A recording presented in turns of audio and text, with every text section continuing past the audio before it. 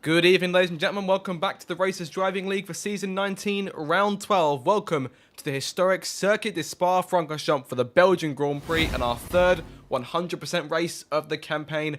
I'm your host, Zach RC, here to take you through all the action of what should be a very enjoyable evening of racing here in the Ardennes Forest. But of course, qualifying, short qualifying to come first of all, and a return to the grid for the reigning champion and current championship leader Grumio, who still leads by 51 points to Dan after Dan's victory last time out in Austria.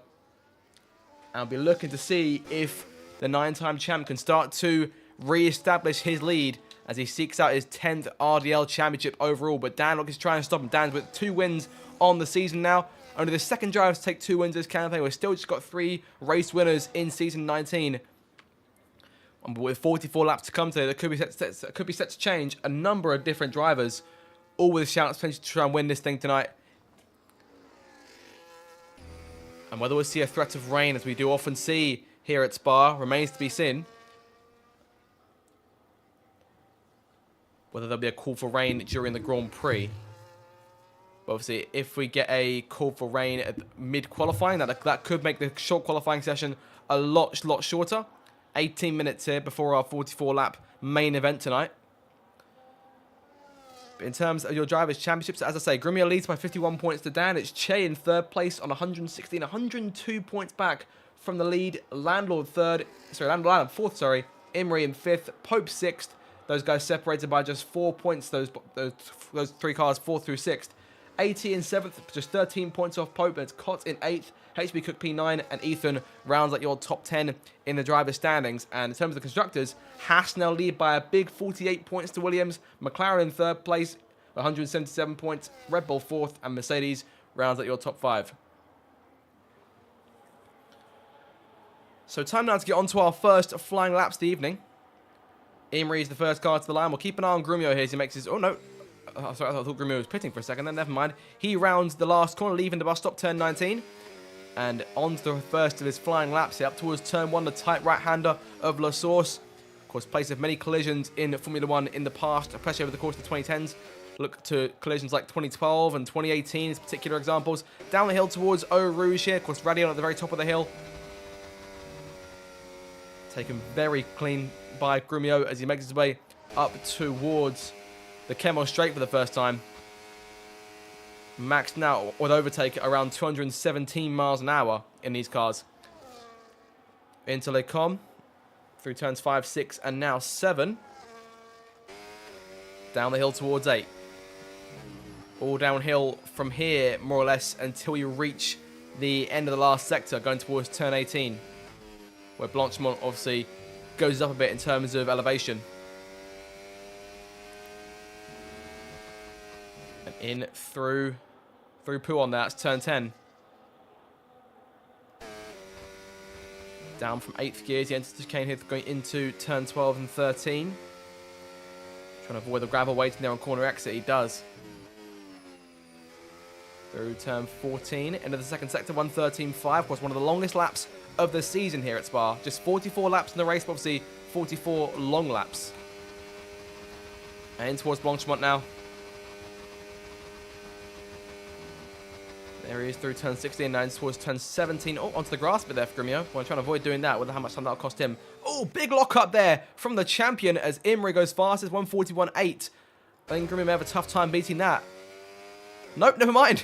So even with that mistake in the last corner, Grumio still comes through, 1:41.3. Half a second up on Imrie, who to mind is in the belief that he may not be perhaps favourite to take pole as he has been in recent weeks. Of course, pole in the last 2 Grand Prix. Probably sorry, mate, that the last 3. Of course, Imrie and Che have been the drivers who have taken the most pole positions this season, but both of them, as we hit the halfway stage of the championship, both of them yet to take victory this season. As Imrie finds the grass, the grass finds the gravel, or a bit of the grass there. It exit at turn 7. 10th not with him in terms of in the way of teammates the rest of that, so Ben is reserving.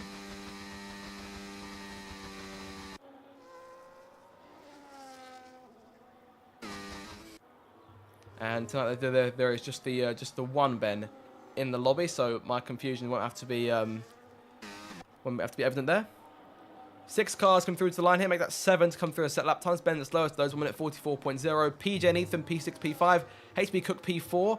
Imri P3 now. Pope in second place and Grumio on provisional pole. So that gap bridged a little bit there. In terms of cars we're missing in tonight's race, we're missing 1 RB, and I believe we're also missing, if I get myself, I'm thinking, so I've completely lost count of who it is. We're missing 1 Alpine, we're missing Cott from tonight's race. Webbsy, the lone Alpine in this race.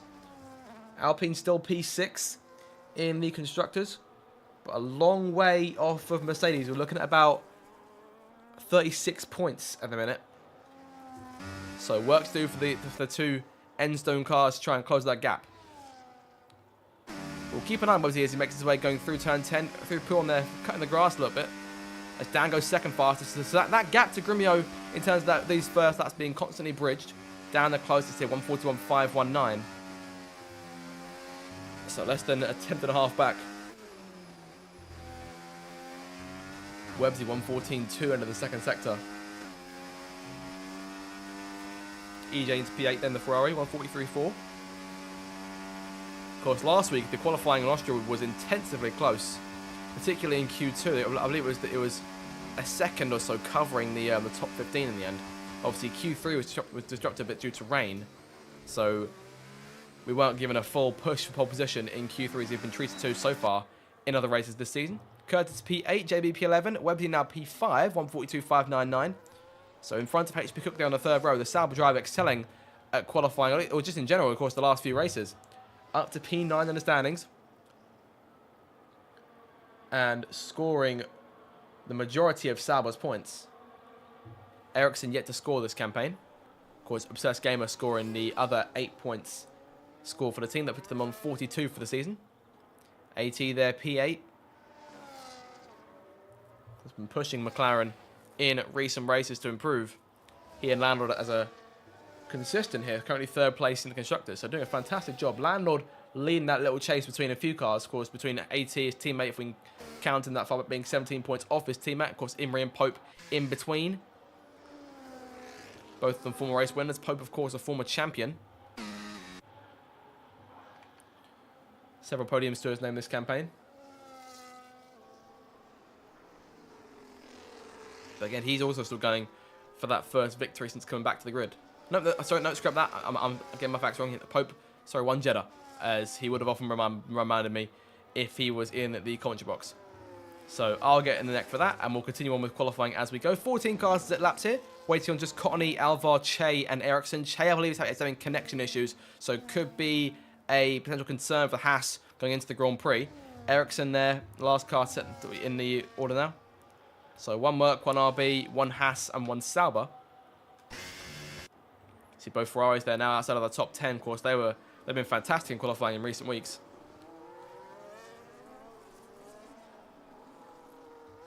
But we'll just see here who's got the speed towards the end of the session. Of course, Grumio on top here by about 10th and a half to Dan. Landlord is in third place, only about 4 tenths off in all. And Pope also quite close. Imri there, P5. So the top 5 all separated here by less than a second.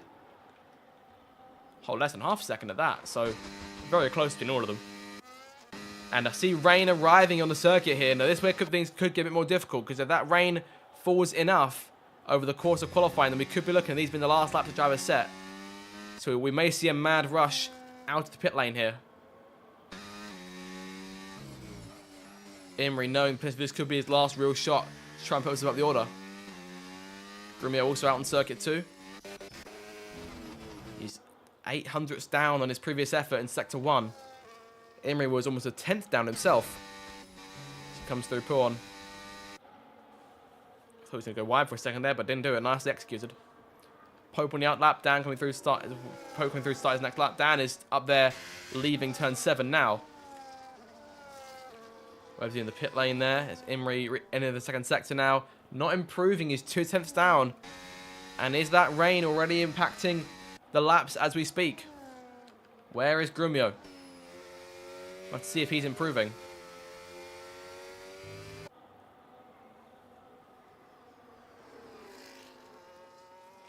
And he's not improving. So the rain impacting everyone, it seems, here. As Imri goes back in the pit lane. And with 7 minutes to go, we could be potentially looking at qualifying finishing a bit earlier than anticipated. That'd be tough for Che down in P17 here. Still struggling to get himself going.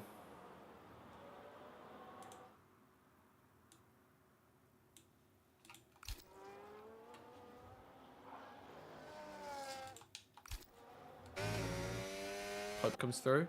Again, he wasn't improving either. Landed into the pit lane. So we've still got drivers who are sort of gunning for last laps while they can still get him in these soft tyres. Alvar out the pit lane now, looking for his run. Ben there, P14, looking to try and improve.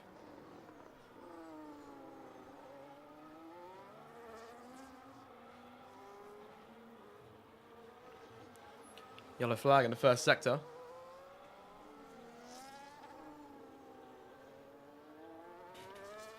There have been concerns over the course of the evening prior to the race session starting about potential concerns in terms of the game servers themselves.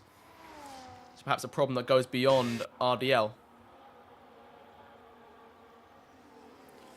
So let's keep an eye out, see if it has any impact on us. Hopefully it shouldn't. I see Landlord gearing up for intermediate tyres, but whether we'll be actually needing those at this point to set a faster lap remains to be seen. As Grimio backs off here, 1:41.379, still the fastest time, so he's put himself in a good spot. Doing all the right things right now. Webb to 1:42.5, starting his next lap. She comes down the hill towards Eau Rouge.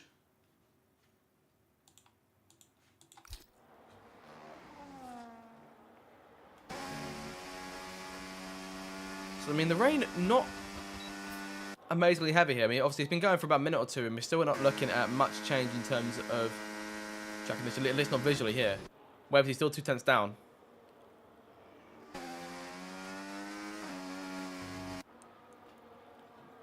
So whether perhaps we're saving a fresh set for the end of qualifying. I have to see if anyone starts improving at all. EJ 2.5 seconds down. Alvar starting his first lap now.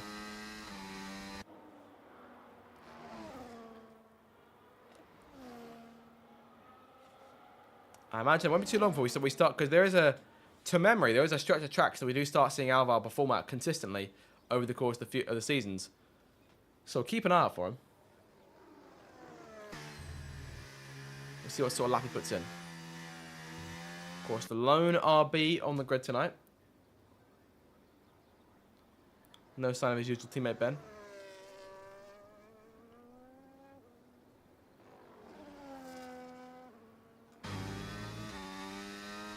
Majority of cars now in the pit lane here.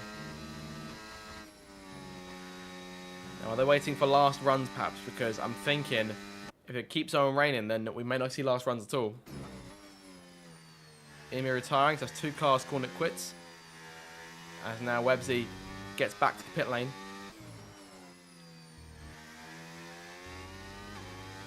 1:16.5 for Alvar.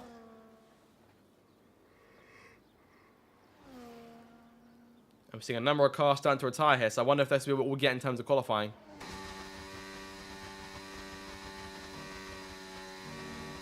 Alvar took it to put a lap in here as he comes through turns 18 and 19.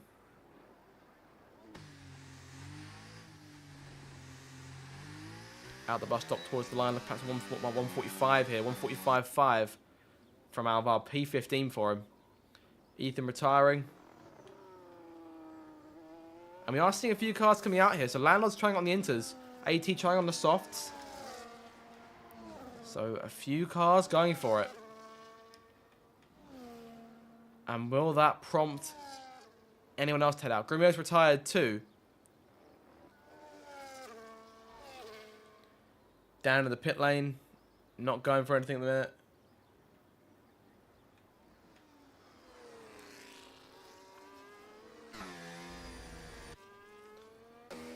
All we can do is keep an eye on those 2 McLarens.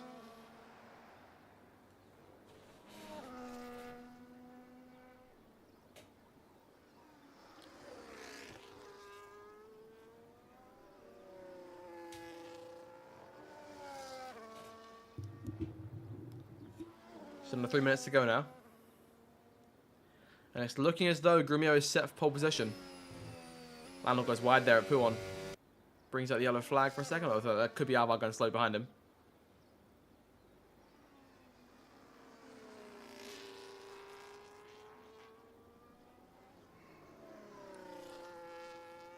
So only an AT and Landlord still going for it. We'll see what sort of thing AT can do here, and what I imagine is a fresh set of soft tyres. Has he got anything in the tank? Let's find out. Dan coming up the pit lane 2. You're seeing Courtney Goblin emerge late on. Oh, a bit wide there for AT at turn 1.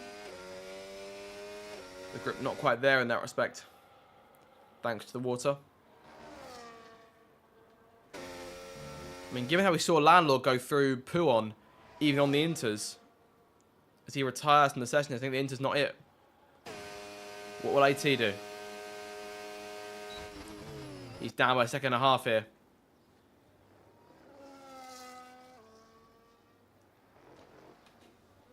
So I think that will likely do it then for qualifying, as Alvar retires as well.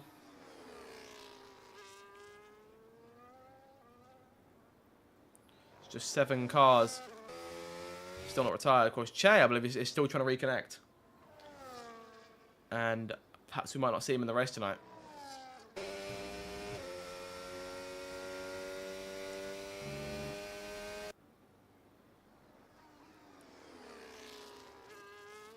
I wonder perhaps whether there'll be an AI driver that will start the race for Che, and if obviously if he can get back in and take over later on. So it could be Che I that we're dealing with this evening, potentially.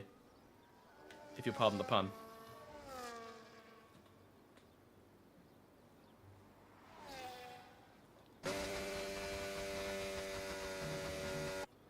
What can Cotney do? Because any time he puts in will be a help to him. Oh, but a slide there in turn 18. That could be a concern for him as Dan goes for one last lap here. Just trying to see if he can do anything at all to try and catch Grumio. He only needs to improve by 2/10, but that's going to be easier said than done in these conditions. It'll be a mighty ask for him to try and pull it off as Cotney starts what will be his first and only lap. AT didn't improve. Checker flag is up. Just waiting for those 3 cars then. Dan into the first sector, down by a second.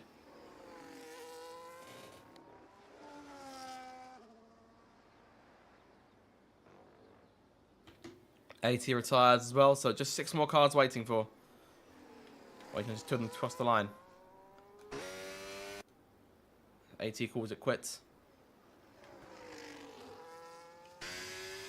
But Maya Dan pushing to the last is try and get something out of this qualifying session late on. Well, we'll see. Rain in the Grand Prix could make things very interesting too. Grimio's very good around Belgium though. Whether we see him add to his tally of race victories could be a dead cert. I saw Che connect for a second and then disconnect. So whether it could be win number 9 on the season for Grumio. Dan's actually trying to stop him. As Dan backs off. Cotney's still going for it. I think it'd be likely he still winds up P16. If Che can get him, it'll be a P17 start from him as Dan pulls the car over, lets Cotney go.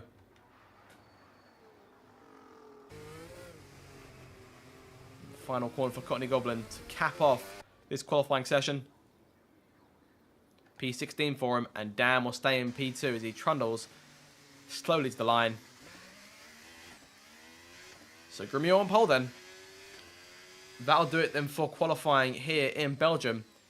Grumio puts the car on pole with Dan qualifying in 2nd place despite that slow lap at the end. Landlord 3rd, Pope in 4th, Imri 5th, his pole streak breaks. Websy 6th, and it takes to be Cook, AT, Ethan and PJ your top 10. The Astons both qualifying in the top half. They're followed by the 2 Ferraris of Curtis and EJ. JVP 13, and it's Ben P14. Alvar, Cotney Goblin set lap times. Che and Ericsson, both they'll set laps. They'll start on the back row for the Grand Prix. That'll do it for qualifying then. And we can join you back in a few minutes' time for the start of the race.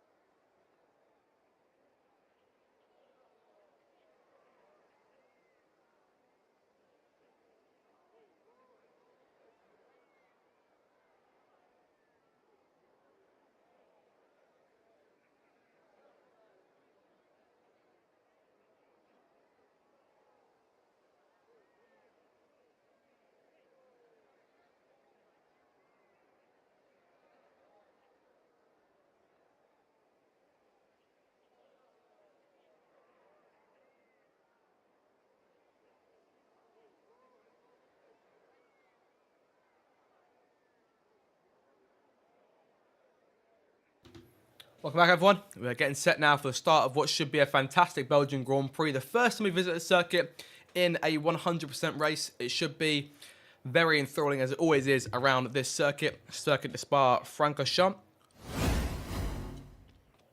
And there, as always, is a look at your track. 22 laps last season. Grumio won the race. We're going to try and go back-to-back, take win number 9 this season. It's been sheer domination on that front. The closest challenger to him, obviously, being Dan, who won last week's race. Looks like Che is finally in, so we could see him in for the Grand Prix here. We're seconds away from the formation lap getting underway. Last few cars getting setups in place, and we should be good. It looks like a dry start. Whether we'll see later on, we'll have to wait and see.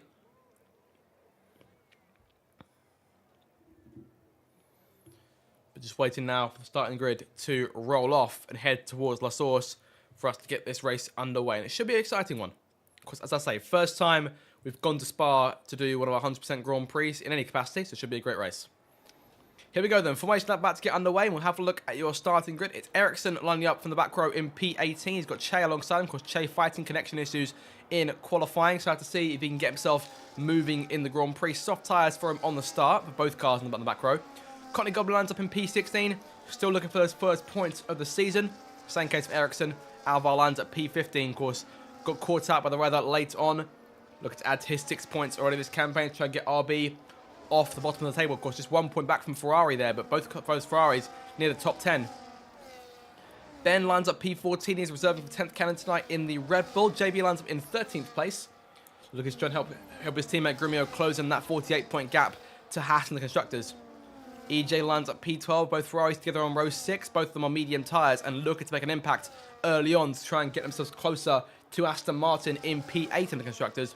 The Aston Martins line up on row 5, 10th and 9th. PJ on mediums, Ethan on softs, so altered strategies there from the two green machines. AT lines up in 8th place. Looking to try and close on that group. Pope, Imrie, Landlord in the Drivers' Championship in front of him. 17 points to his teammate Landlord in 4th place.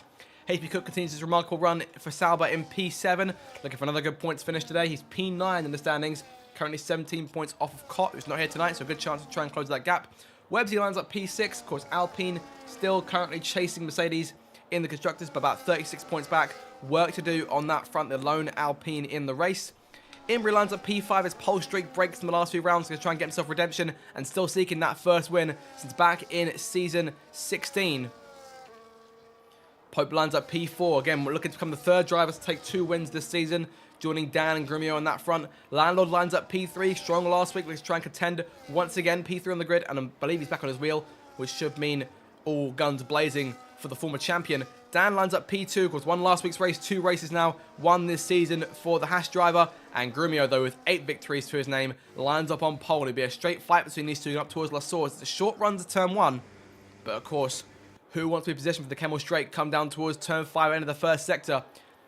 And unless one of them gets a particularly strong start, this first sector could be an all-out scrap for the lead. And don't be surprised to see one of those cars on the second row, even on the third row, try and take advantage and make up some places on the start. Che and Ericsson back there by themselves. I should imagine Che's taking control by now. I've seen nothing saved and disconnected. Ericsson, the last spot on the grid. As we just wait now for the start. Che lines up as well. 5 lights on then for the Belgian Grand Prix.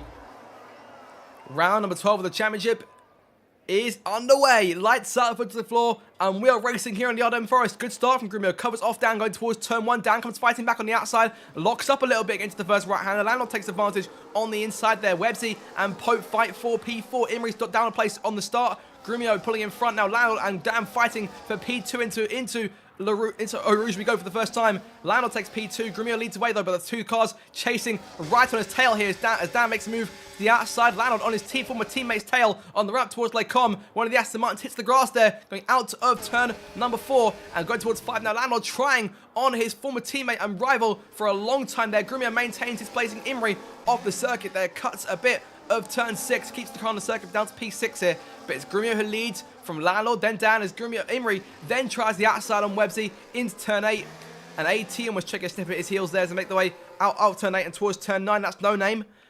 Into Puon now. Grumio shows the way by half second to Dan. Landlord, sorry. Dan's in third place. Landlord's still second. Of course, Dan has medium tyres, so perhaps not as strong on the race start compared to the soft tyres. Different strategies in play today for this full-length Grand Prix. As PJ gets the first penalty of the evening there. 3 seconds, multiple warnings. It may have been him that we saw go wide, leaving Radion. Che with a fantastic start here. Look at Che up to P13 already. Getting right to work, wasting no time whatsoever. There's a long way to go in this Grand Prix. Still 43 laps to come. But Che is in control and looking to make an impact early on. Up 4 places already. And nowhere near done those soft tyres. But Grumio, though, 8 tenths in front already. And Landor's got some work to do to try and keep him close for the Kemmel Straight. That'll be his best chance to try and close some more time in on his former teammate and the reigning champion. As they lead the last corner, Grumio begins lap 2, the 7/10 lead. Make that 6 tenths now as Landor starts to close in a little bit. Fastest lap for Grumio. Dan still third, and it's Pope, Websy, Imrie, AT, HB Cook, Ethan, and Curtis, your top 10. So PJ lost out to both those 2 Ferraris in the first lap. Ethan, obviously, of course, scoring 2 points for the team compared to Curtis's 1 for Ferrari. So Aston Martin will hold that advantage by what I believe will be 12 points leaving this Grand Prix. Should things stay as they are there. But Landor closing in up front on Grumio, trying to keep himself with his team, his old teammate and long-time rival into turn number 4. So now probably they come as turn 5. This is through turn 6, now 7. Landor now 4 tenths back from his team from Grumio. I'm too used to saying his teammate from many seasons of these two working together. It still feels weird to see them as adversaries on opposite teams. Dan there in P3, falling back a little bit here from Landlord as it stands. Pope still 4th. He's currently chasing the 2-time race winner. Websy P5. Imrie struggling here in P6. Down 1 place in the first lap and a half. We'll see if he can try and push himself, try and close back in on the Alpine. AT behind in 7th, keeping HB Cook and Ethan at bay. It's about a second back to Curtis. EJ almost another second behind him, narrowly getting DRS off of his teammate as PJ and Che both close in. Che over the grass bit going through turn 13.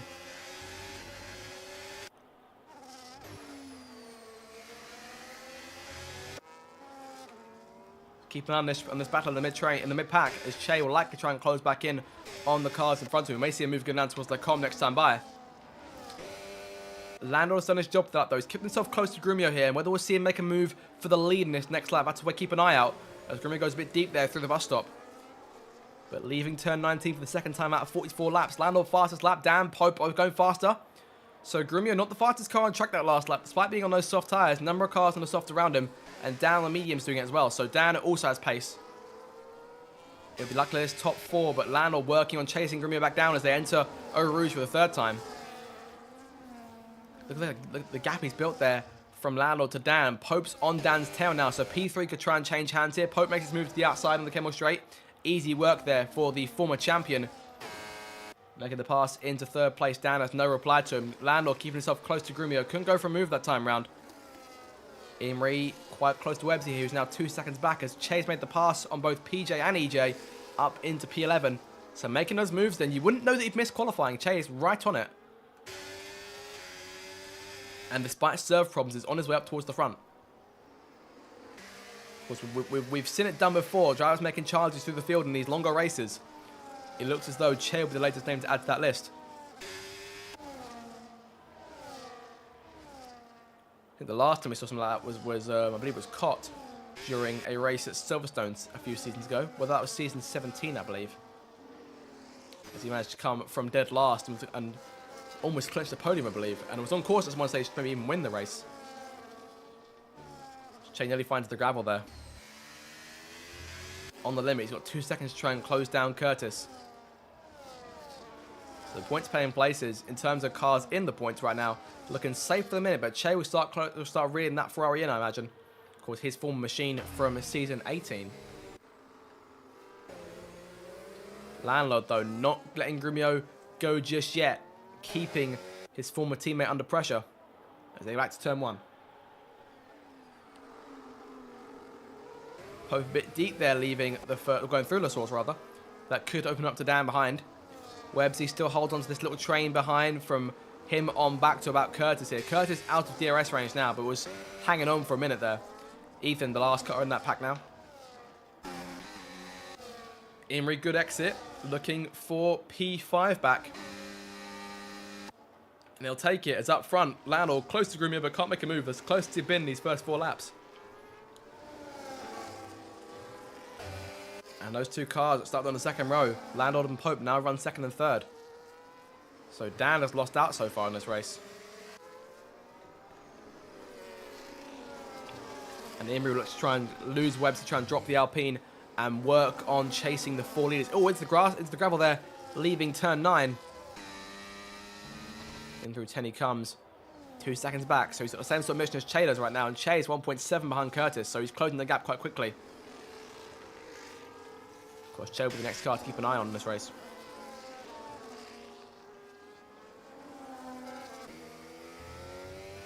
Grumio holding control here. Gained his lead back to almost 3/4 of a second there as he left turn 14.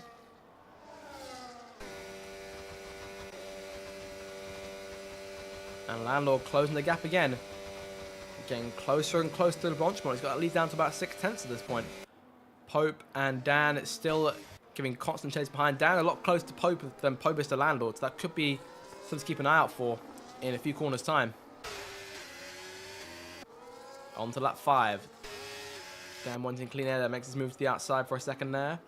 PJ and JB fighting at the last corner. PJ wins out on this occasion. There goes EJ too. Double whammy for JB then as he enters La Source once again. So Albon on his tail there in P15. Ben, Ericsson, Courtney Goblin bring up the rear behind. Now, could we see Landor make a move for the lead this time, perhaps? Got a lot of batteries, taking full advantage, and Grumio saving fuel here, so this could be a lead change.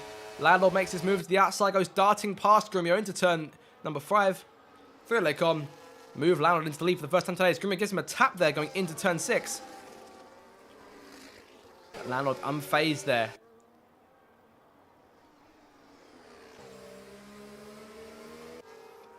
Of course, it's been a long time since Landor top of the field over a season. Of course, champion last back in season 12. It's been 7 seasons at F1 2021 you're looking at. The last time Landor took the title.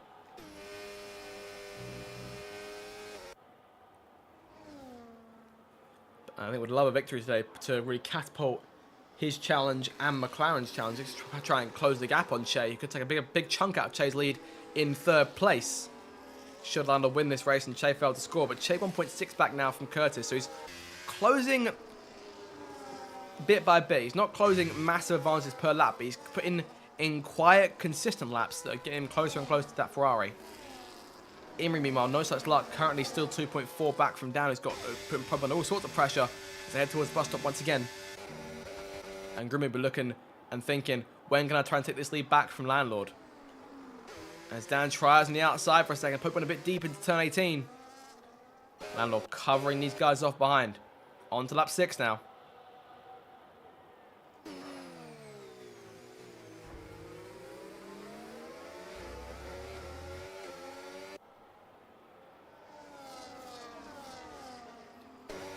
Rouge again.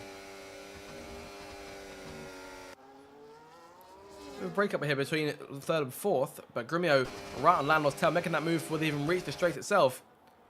So after 1 lap of Landor in control, make way for Grumio once again as takes back the lead. Dan looking to try and challenge Pope into turn 5, couldn't do it. Imri 2.7, 2.8 back, struggling compared to the front runners here as HB Cook makes the pass on AT. Both cars managed to pass Websy in the last few laps, so Webb's down to P8 now. Ethan P9, Curtis still P10. Che's nearing DRS range now. He's got that gap down to 1.4 seconds as it stands. Make that almost 1.3.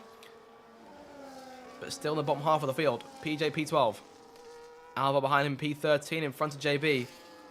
It's Ben, Ericsson. Now EJ in P17. EJ struggling here. And Courtney Goblin still dead last. The top 4 have sort of split up a little bit here. That fight has mellowed out.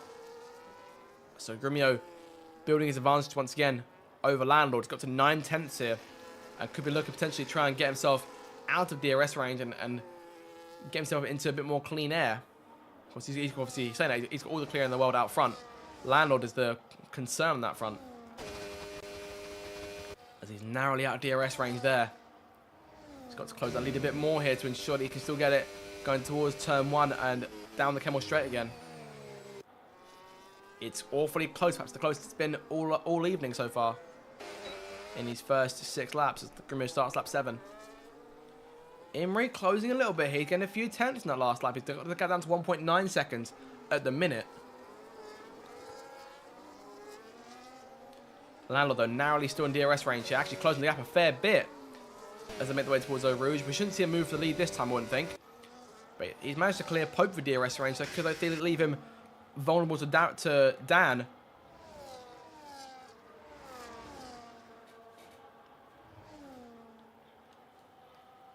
And then to third place there, call as you like.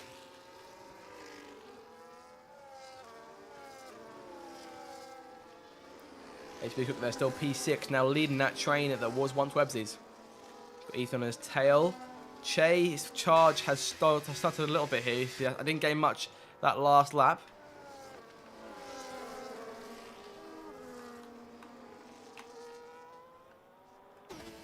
So Landlord here starts to reel Grimio back in again. And things getting closer for the four front runners. Pope falling away a little bit here. That could be a concern for him. And Dan still almost at Landlord's DRS again.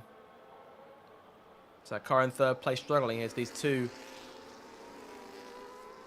in front continue to try and stretch their advantage. Of course, we're used to seeing these two fight constantly back in the day on the racetrack.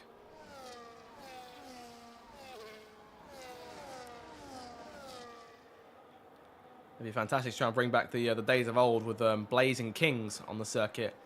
Of course, the two former aliases of these two drivers.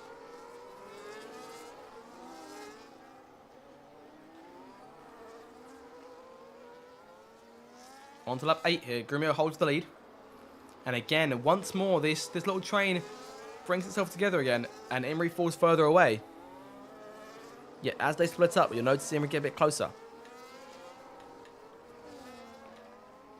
Landlord half a second back. Could we see a lead change again this time with a good enough exit? Grimio looks to have pushed himself a fair bit in terms of fuel so far. Because that yellow light is on quite early on this Grand Prix. We're not even a quarter done yet. And I should imagine at some stage we'll start saving that fuel back. I can't imagine he's too far over the limit. It's something to keep an eye out for over the course of the Grand Prix, of course. Obviously, no refueling in these days in Formula 1.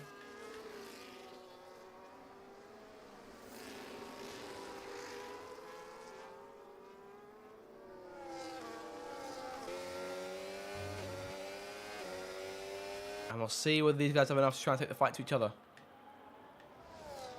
HB Cook actually putting a gap here on AT and P7, so the Sauber, as he did last week, sort of trying to stretch that advantage to the cars in the mid-pack and try and look towards challenging the cars up front. He's getting closer and closer to that race by race. Che now in DRS range, taking him a few laps here, but he's managed to close the gap to Curtis. And we may see him come charging through here. As it stands, he's 11 seconds back from the lead. But they've been closing that gap consistently since the lights went out. 6 places gained, which I think is the most of anyone so far. Indeed it is. Oh. But aside from Che, no one's gained any more than 1 place in this Grand Prix. EJ's dropped 3. We've also seen Dan drop 1, Websy, PJ, Ben and Courtney all dropping 2. And could Che make that 7 places, perhaps? It's been his charge that's been the most inferior to the field so far. So we'll keep an eye out. Of course, PJ, that's that 3-second penalty to think about later on. And that will likely put him behind both JB and Alvar. I wouldn't put him behind EJ for now.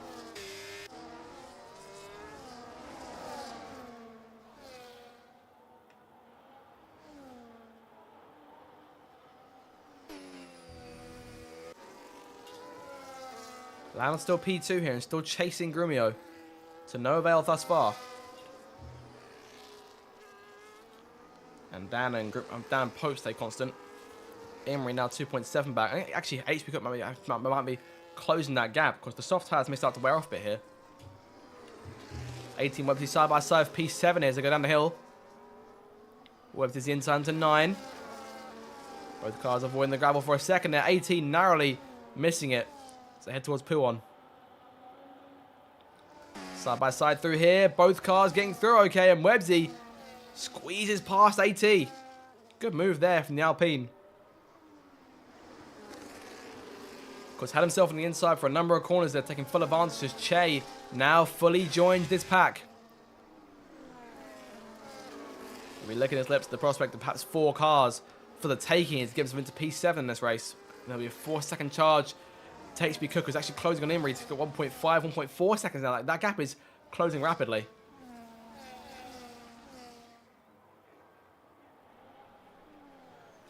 Lap 10 now. I think we'll likely be nearing the first pit stop of this Grand Prix quite soon. With the soft tyres in play, I think we'll definitely be looking at a 2-stop in this Grand Prix. Of course, the majority of the field had that extra set to play around with, given the rain in qualifying. Ethan, AT now fighting into the source. Ethan at the inside line. AT still had a bit of a slide on exit, but keep holding his own. And Ethan, with a bit of overtake there, takes full advantage. As now Curtis tries it as well into Eau Rouge. Can't make it stick. AT maintains P9, but now here comes Che. Che might try and go 2 for 1 here. So he makes his way towards Lecom. He's boxed in, so might not be able to do anything for now. Can he try and outbrake Curtis? As there goes AT challenging Ethan into turn 5. It's close between all 4 of them here. Che narrowly keeps the car on circuit. Doesn't get any places. AT keeps himself in front of Ethan there. And that allows Websy to pull away. 1.6 seconds now compared to how he was a lap ago. Fighting with AT for 7th place. He's now 5 seconds back from HB Cook, who continues to close on Imri in 5th. Himself is 3.3 back from Pope, Dan, Landor, and Grimio. So Ericsson in the pit lane here. Ericsson's made the first stop of the Grand Prix here onto a set of medium tyres. We'll see if any of the leaders follow suit here. Landor constant chasing. Unable to find himself back towards Grumio here.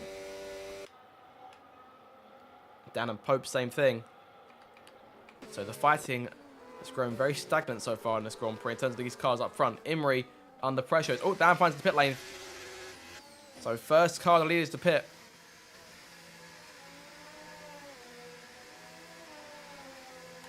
And we'll see if anyone joins him. We've seen Websy coming in, yes. Websy, Ethan, so a few cars going wide off their lines and coming in for their first stops of the Grand Prix. Dan's away. Yellow flag. Oh, Dan's retired.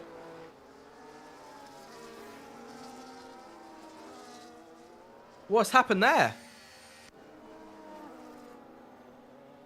Has the game booted Dan, perhaps?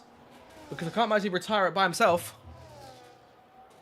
But he's pulling the car over. I don't believe it. Look at connection problems here for Dan. So he's called it himself. And that is a tough break there.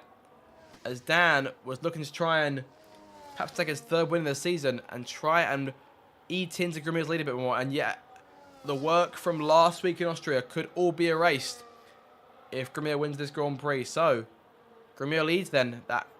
And now they're 3 in the front runners. They're saying that Pope's now 2 seconds back.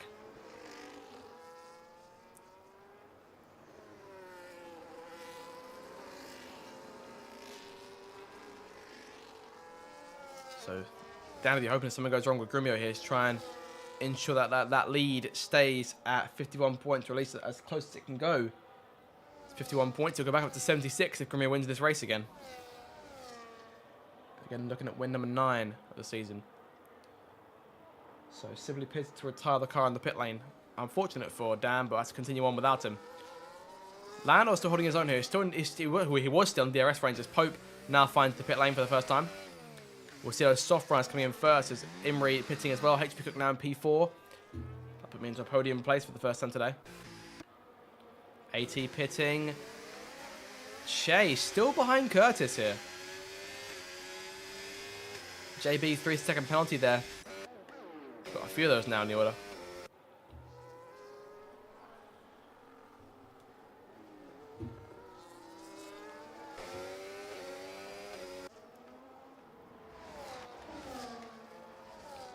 Imri in the hard tyre here, so first driver to go for that. Could be a gutsy move. Will it pay off? Let's try to go as long as he can on this second stint. I could see Dan taking solace. He gets to watch the Liverpool game at least.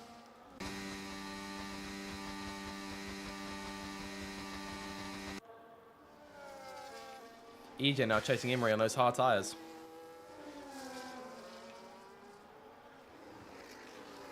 So just 7 cars of our 18 have made their stops. Still waiting on another 11 here.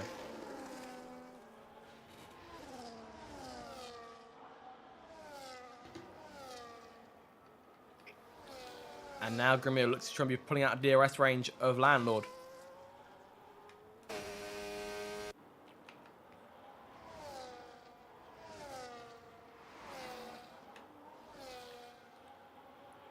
Pope emerged in P7, currently behind both PJ and Che on the racetrack.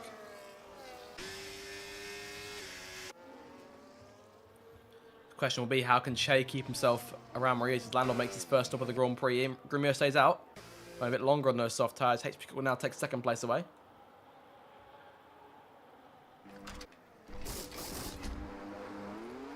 In his way. Landlord onto a set of medium tyres. Will he emerge in front of Pope? I should think he will. That's somebody saying that. Pope may actually come out in front. Not too sure. Through turn 1. There he is. There's Landlord. And Pope comes out ahead. Narrowly there. But Landlord will now get DRS. And Pope will have PJ and Landlord to defend from.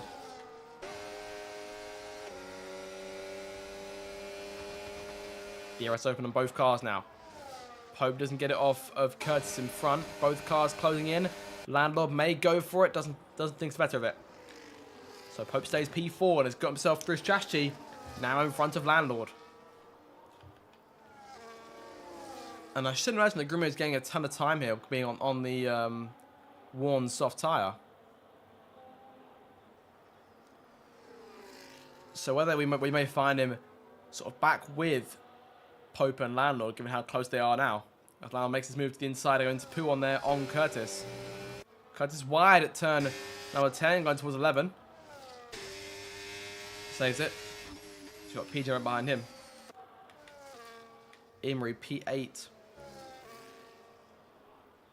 And still quite a way back from Landlord and Pope. But should now be sitting P4 at a net 4th place, thanks to that retirement.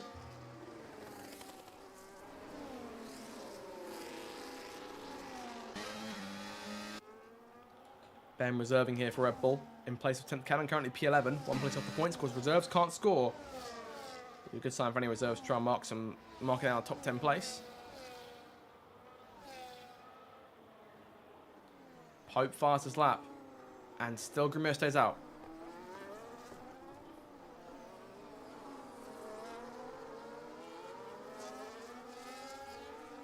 And we're on lap 14 of this thing now. Grimio now the only car still running on soft tyres. Been on those for the first 13 laps since the start. And we'll keep an eye out to see if Pope is indeed closing in. He is closing in. As is Landlord. Does Landlord may make a move? Nope, not close enough. Curtis and PJ, Ferrari and Aston now fighting into Le Com. Curtis that was squeeze PJ for a second there. Close to contact. PJ goes off the circuit. Will take the place. May have to give it back though for an illegal overtake.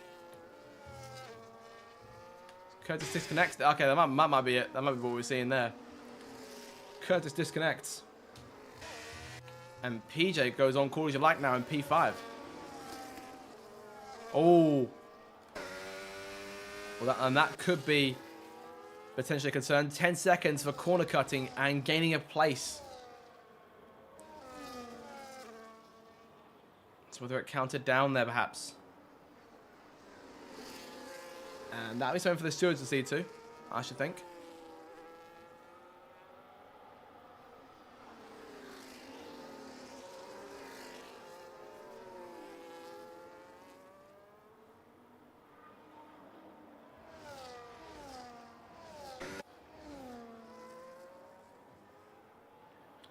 And Grimio in the pit lane now.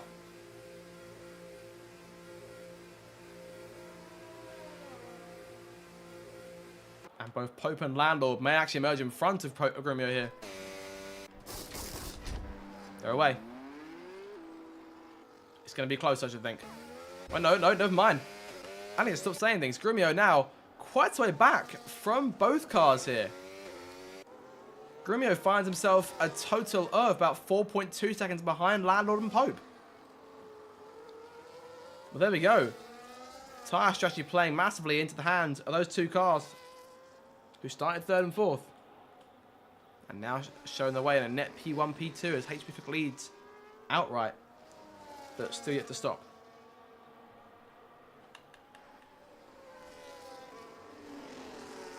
Imre currently sandwiched between JB and Curtis. Makes his move to the inside there for a second. Thinks better of it. Moves back into line. Of course, JB, one of the 4 cars of penalty to think about here. Currently holding Imre at bay. About 5 seconds back from his teammate. 5.5 seconds back from Grumio. For himself is 4.3 behind Landlord and Pope. So these two may have put themselves in quite a good spot here.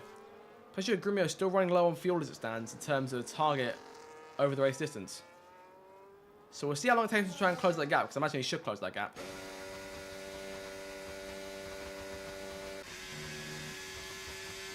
HP Cook leading then. Will we see him stop this time? Nope, stays out for another lap. So HP Cook leading then, I believe for the first time properly in his IDL career. But Pope is closing that gap. So Grumio perhaps not getting as much as he might like here.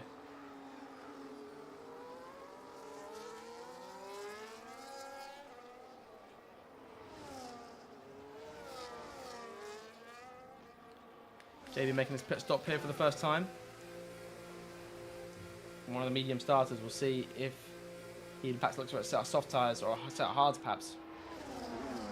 I could be wrong. Nope, hard tyres on. And JB then is away. He'll fall down to P16 here. So just 4 cars then. Look at the hard tyres for their second stint so far. Imre the highest running. Then Che, JB, and PJ. Che now back in P11 here. On the tail of EJ going towards turn 5. Got Ben chasing him. From EJ, it's 6 seconds to Ethan in P9. As Che makes the move, EJ a bit wide there through turn 7. Che takes full advantage, up the inside into P10 now. And fighting back from those connection issues that plagued him during qualifying. Curtis and Ethan side by side into P1. Ethan makes the pass. I'm not sure if Curtis has indeed reconnected.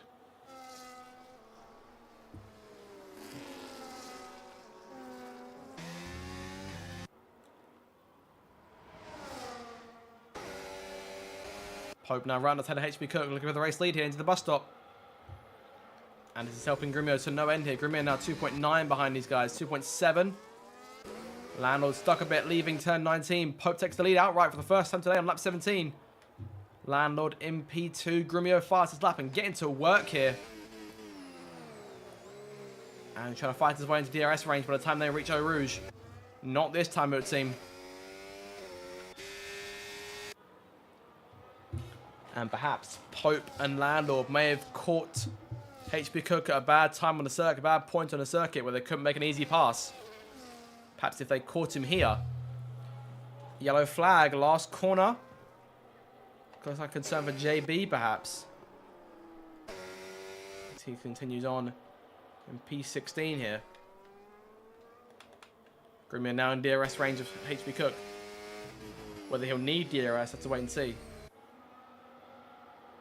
But he's closed that gap rapidly in the last lap or so. And we're now busy himself trying to make that move. And that will leave him then about a second and a half back from the 2 cars he's chasing, thanks to the tyre strategy. All 3 of them are medium tyres. Of course, Grumio's been his for the least time, so his tyres are the freshest.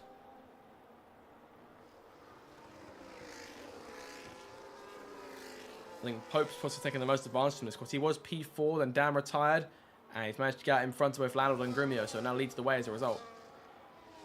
So that Mercedes not doing too bad at all. But Landlord hot on his heels here. And making his move to the outside, going towards the bus stop at the inside for turn 19 now. Here they go, side by side.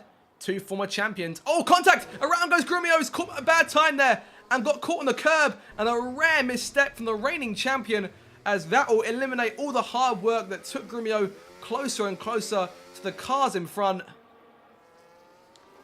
Was that move worth it? This commentator doesn't think so. And not what you'd expect from the 9-time champion, not at all. But he recovers it, gets himself moving, and now finds himself 2.5 seconds back from HP Cook, who himself is about 2.4 back from Landlord and Pope. Pope looking back at that and wondering what happened there. EJ and Ben both find the pit lane now. Both of them were medium tyre runners since the first lap. So in terms of drivers left to make their stops, we're looking at Curtis and HP Cook. Only 2 cars yet to pit in this Grand Prix. Both of them were medium tyre starters, so we're looking at those things go about 15, 16 laps at peak, I should think. But Grimio's now got a lot of work to do to recover himself. 5.5 seconds back from the race lead. Got a lot of time to do it though. We're not even halfway through this thing yet.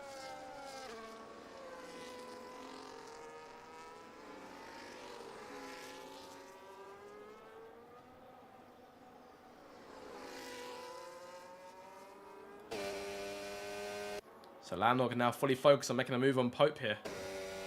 Perhaps going for round 2 against the season 11 champion. Grimio making the pass on HP Cook. It's now just 4.5 seconds to close on his 2 rivals up front. So emerging there from Blanchimont. Pope holds the lead again, looking for a second win of the season.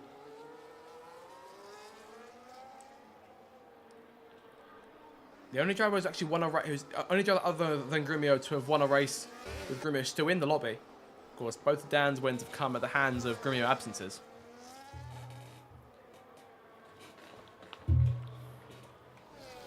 So can Pope try and do it again? Landlord hasn't won in quite a while here. Hasn't won for almost a season, about a season or so here.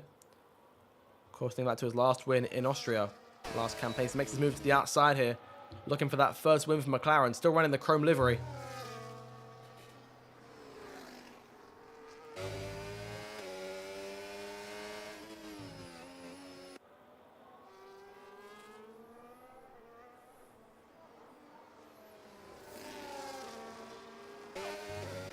Grimmy now 4.1 seconds behind. Further back here, Imreen to P5, still 6 seconds back from HP Cook, doing a remarkable job there in 4th, but obviously he had to stop. So we should see Imreen take P4 back at some stage. ATP 7, there's Ethan, Che, and Alvar. Che's got 6.5 seconds to close in on the Aston Martin. Curtis first car out the points here, currently chasing Alvar for that 10th spot. Ericsson, JB, PJ, Ben, and Cottony will have penalties. EJ last running cars, P17, tough race for him so far. And Ferrari still outside of the points, as Ethan now gains 4 points. And that'll bring that gap up to, that should be 15 points in the standings between Aston and Ferrari for P8 and P9. But HB Cookland is trying to extend Sauber's lead in 7th place, trying to get him to close on Alpine. But obviously without a driver tonight. Grimio now with 3.2 back from Landlord, so still closing in a fair bit. And want to avoid making any of those silly mistakes he made last time around as HP Cook comes into the pits now. So he's gone 19 laps on those tyres.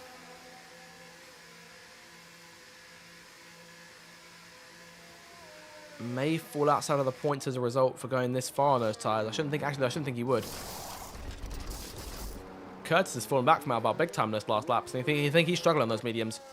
But he still stays out.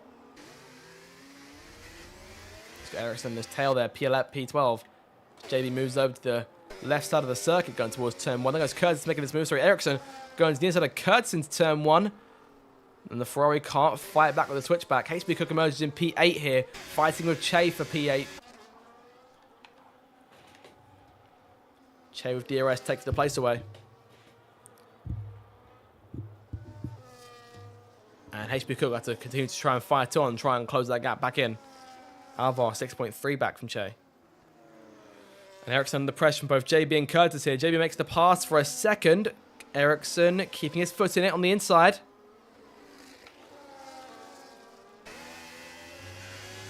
JB trying the inside towards turn 8 now. Can he outbrake the Sauber? He can. Who goes wide off his line. And Curtis takes full advantage. Was try to take full advantage, just couldn't do it. Ericsson now to P12 and JB.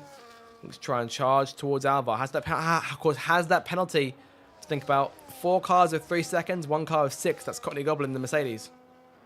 While his teammate sits in second, as Lando now leads the way. Grumio now 2 seconds behind. Still needs another second to get himself back in DRS range as we near the halfway mark of this Grand Prix. Still a long way to go.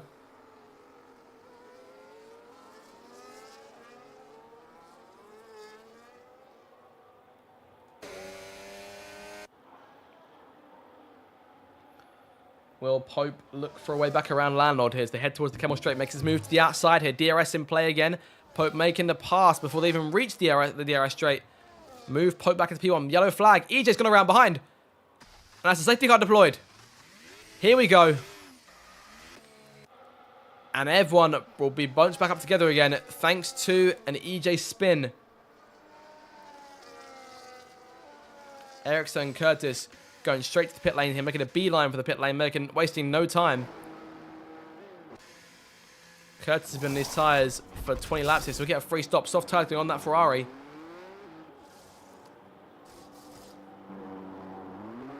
EJ, 3-second time penalty here for multiple warnings. Tough race for Ferrari so far.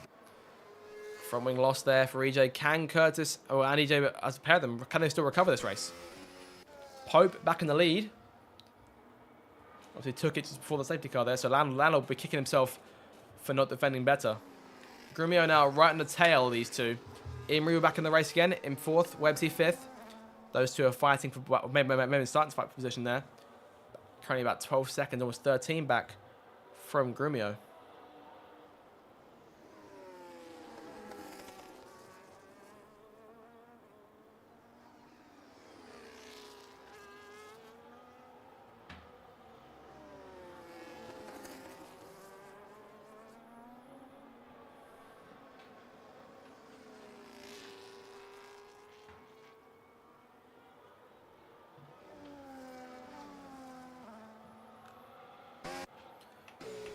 So Pope coming in then. We're looking at fresh tyres for practically everyone in the field here. Grumio joining them. Will we see anyone run a race and try and stay out? I shouldn't think so. Free pit stop. I should imagine everyone takes it.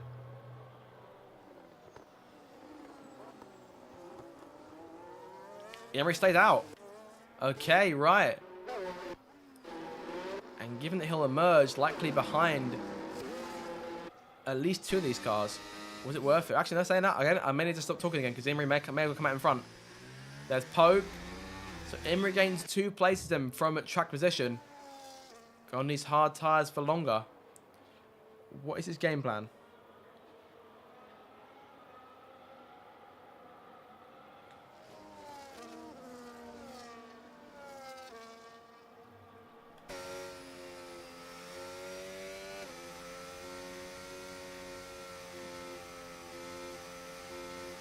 So Pope still leads there now on fresh hard tyres. Given that the medium tyres taken 20 laps by Curtis, could the hards go to the end theoretically?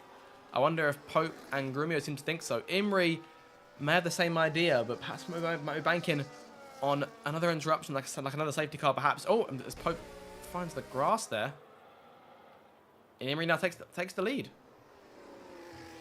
That was rather strange. I should imagine that Pope might to get that place back. Yep, there we go. Very odd change there. Nope. Well, there we go. I had to figure out this rigmarole of these 2 cars establishing positions as Pope gets himself back in front. Not quite sure what happened there. But Pope back ahead, as he was. And I wonder if Imri perhaps could be regretting his choice there. Obviously, he's on tyres that have been worn in compared to everyone else's, but he's around 4 cars who are on fresh hards and mediums.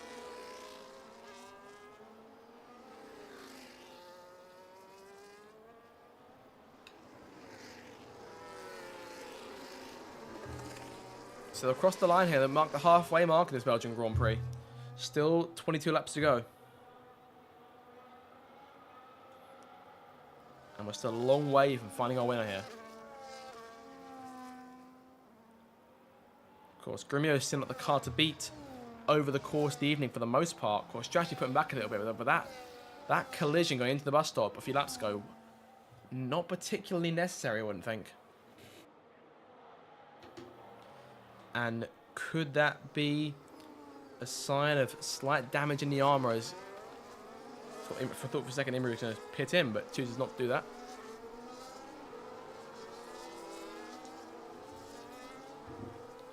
Is there a sizable divot perhaps in the armor of Grumio's confidence? I mean, he did a fine job of closing about 2 seconds, almost 3 seconds of that gap back down on those two. But the dive into turn 18, I don't think it was on any stage. So perhaps ruining his mistake, he could perhaps be in the lead if not for that at the minute. So the lone car on soft tyres then, still just Curtis Shepard in that Ferrari. We'll see what his plan is now. His teammate obviously also back there in P17, so Ferrari have got a lot to do in this Grand Prix to give themselves a fighting chance for any points in this thing. But as I say, there's still a long way to go and plenty of time for anything to happen. We went almost the entirety of the first half of the race without a safety car. It's been nothing but good, clean racing, and obviously EJ's mistake, I don't think actually brought out the safety car. I imagine he may have lost it going out of turn 13 and then found... I imagine just found the outside barrier. Lost his wing as a result. Obviously got that repaired and is on medium tyres now. One of 5 cars on the medium. Curtis on soft. Everyone else is on hard. It's 11 hard tyre runners then. 11 being the number of laps that Imri's been on his hard tyres for. But the question is, can he maintain that track position despite being on tyres that are a lot more worn compared to the cars around him? EJ will be joining up to the tail end of the field here, which means that we should be getting a restart this time and more likely get the message from race control when the safety car enters the final sector in 1 corner's time. Of course, we've seen drama on these safety car restarts in recent weeks. In fact, think back to Canada. Of course, EJ and 10th both took penalties for going too fast for an infringement and gaining places before the flag. Of course, led to that crash at turn 1. And Pope's got a lot of room to play around with here. And a lot of places where he could go. Whether he looks at going before the bus stop, perhaps try to catch everyone early or late, leaving turn 19. There's a lot of scope on a circuit like this for the safety car leader to choose whereabouts he wants to make that move and try and pull as much of a lead as he can. So round Blanchemont. Landlord their 3rd place, Grumio 4th, Webbs in your top 5. And Pope going now, here he goes. Imri's followed them, but just a little bit going into turn 18. He's on Pope's tail now, here we go. Green flag goes back in the air, we're back to racing in the second half of this Grand Prix. On to lap 24, 21 laps to go. Single file up to La Source here. Grumio didn't get off the line quite as well here, but landed a little bit deep at turn 1. He's right on Imri's tail though. And Pope is pulling away already. As Lando may try and make his move down the Kemmel Straight perhaps. Imri going all out on battery here, trying to take the lead of this Grand Prix. Trying to put himself in front, closing in a fair bit on his former teammate. And making his move to the inside. Imri pushing it all the way. He's used about 3/4 of his overtake there. He's trying for a move into turn 5. Can't do it. Pope leads through Lecom. And a big gap drawn back to everyone else here.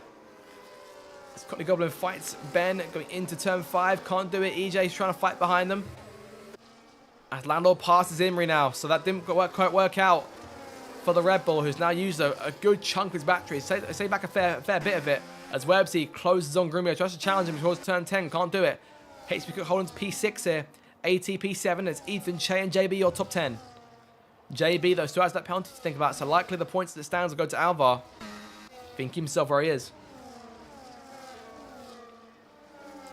But Landlord now closing the gap to Pope. Webbsy putting Grumio under distinct pressure here. As it ends the last sector, Grumio hasn't got off the line as much as he would do on these restarts. And perhaps not so used to being one of the cars in the train. Often used to leading these things. As Webbsy makes a challenge now to the outside. Pope leads Landlord. Landlord, though, right on the former champ's tail. He makes his move to the outside here, going towards the bus stop. Side by side again, these two for the race lead for round 2. Imri tries to find the inside as Landlord backs out of it. And lucky this time, Landlord, to not be hit by the car behind once again. DRS in play now. That'll make this top 5 train a lot more interesting as Grumio seeking a move on Imri for a second. Next better, it moves back into line in turn 1. AT 2.3 back, has both Che and HP Cook behind him, putting them under this severe pressure. Che pulls in front of corner exit. His march towards the front continues here, but all eyes are on this fight in the top 5. Pope will have no DRS. Landlord may have a significant reply for Pope here as they head towards Lecom once again. And the McLaren makes the dive to the right-hand side as Grumio looks to make the pass on Imri here. Light work with both machines. Landlord into the lead. Grumio into P3 by half a car. A bit of contact there to him and Imri, who locks up a fair bit. They're going towards turn 5. Webbsy maintains a spot in 5th place. AT's got Che on his tail now. And it looks set to all kickoffs. Webbsy tries the inside on Imri. Is contact. And both cars lucky to still be going here. Has Imri got damage? No, but looks like both cars are okay. A late dive there on Webbsy, from Webbsy that Imri, I don't think was prepared to see coming at all. And whether the stewards have their say about that later on. Grumio now in 3rd place. Landlord now 1.3 seconds to the good on those medium tyres and dominating here. He's pulling away by a huge advantage. Pope now a second and a half back. Look at Landlord hauling completely out here as he emerges from into the last sector. Grumio there P3 in DRS range from Pope still. Webbsy still hunting him. And Imri now losing out to both cars. Down to P5 here. So the gamble perhaps not paying off on those hard tyres for the Red Bull. AT closing that gap too. And these guys all on fresh tyres. With the Imri tried to go for broke here perhaps in terms of strategy. Hasn't really come through to fruition for him. But he stays out. Landlord 144.6. Fastest lap for him. Pope still in 2nd place. Grumio still 3rd. Webbsy still 4th. Pope a bit loose there, leaving turn 1. Down the hill again. He's got a decent advantage on Grumio here.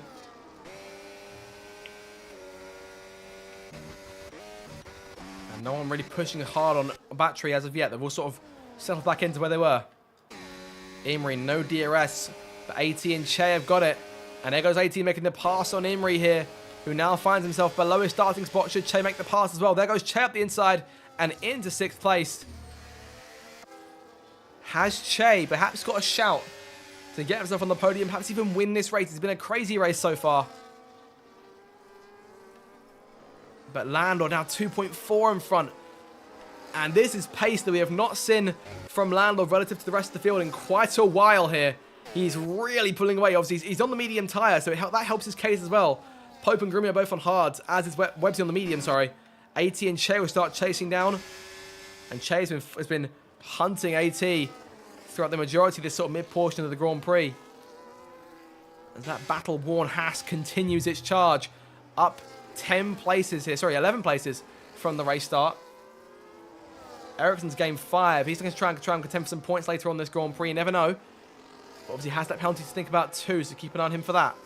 But should Alvar get one as well, that will likely help his case.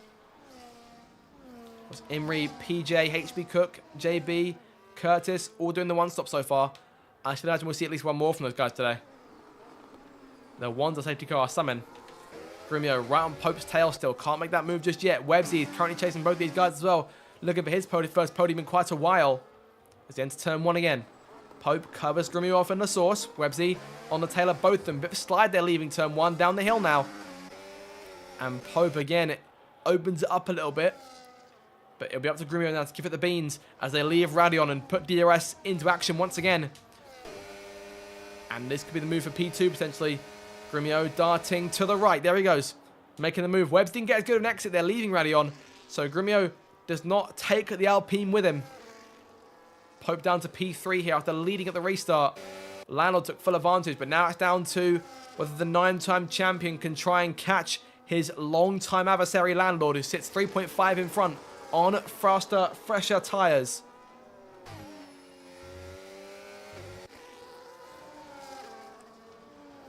I think Landlord is just pulling away here. And I think would love for this thing to run green to the end. Grumio, obviously, thanks to that safety car, has managed to save his fuel back up, so that's no concern to him anymore.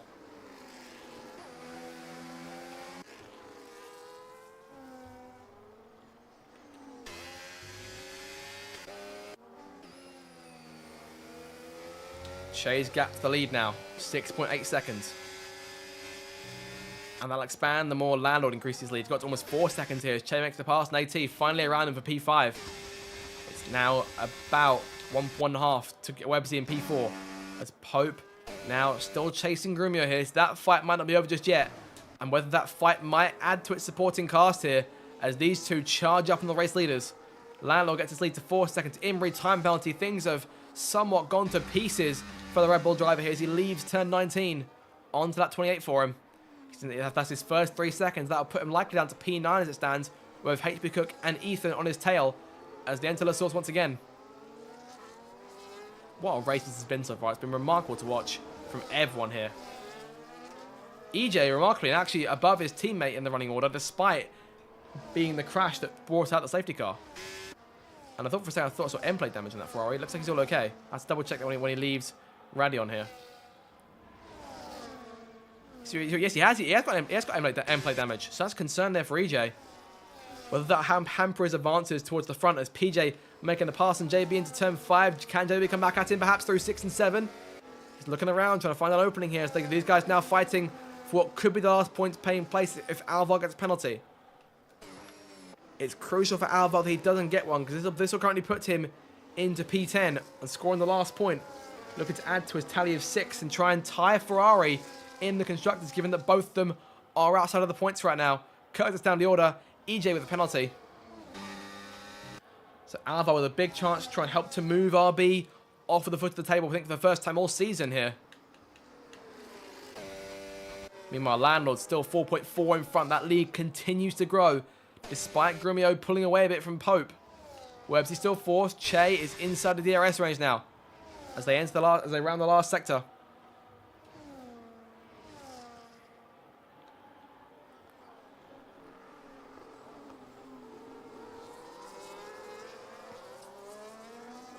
We're on to lap 29 now, this Grand Prix.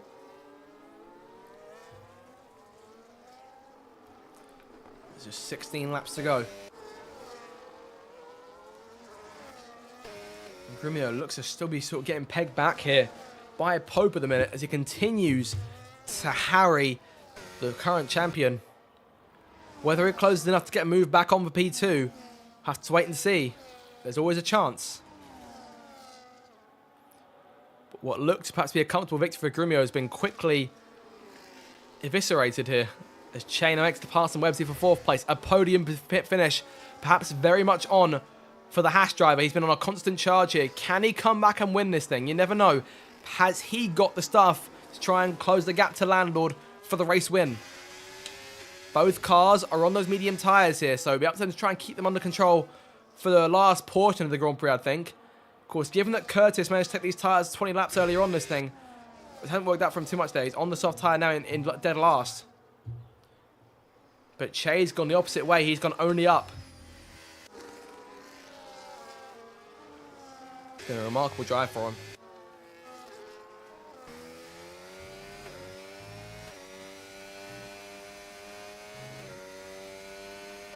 And Pope still at 6-7 tenths back from Grumio here. Really, really keeping under good pressure. And Landlord is making good time as well. 4.7 now the gap. As Grumio watches his former teammate disappear off into the sunset. His fellow champion. All champions in the top 3 here at the minute. I think for the first time in quite a while that's happened. Of course, Dan will be looking on, hoping that both Pope and Che can make passes on Grumio, who looks up a bit there into turn 1. That could allow Pope to close a bit more. Of course, because the lower Grumio finishes, the less points he gains on Dan in the standings. And given today that Grumio could potentially open the lead back up to what it was before Austria, he'll be sitting there hoping that perhaps Pope can give the Williams a kick in the tail here as they make their way towards Lecom once again. 3-car train here as both Webbsy and AT are keeping constant on Che's tail as AT makes an unlikely move there into turn 5. Almost goes for it, almost makes it work. Has to cut the corner a bit. Could see a warning for that potentially. No penalty though, so he's all safe for now. Imri currently has got HP behind him, still there in P8.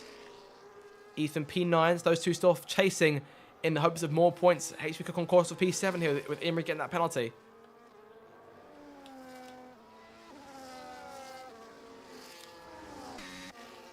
I mean, I think Curtis down the order, obviously, because he had to serve that penalty. That comes back to mind. And I do wish that caution would come off the screen, given that we're beyond the safety car, away from the safety car for about 5-6 laps now. But that gap now 5 seconds. Che still 2 seconds off Pope here. And that podium is still looking exceedingly close. And if these two start fighting, that could open things up for him massively as Pope closes the gap. 4 tenths now. If he can maintain that gap going towards the Kemmel Straight, he'll be in with a good chance of P2, I should think.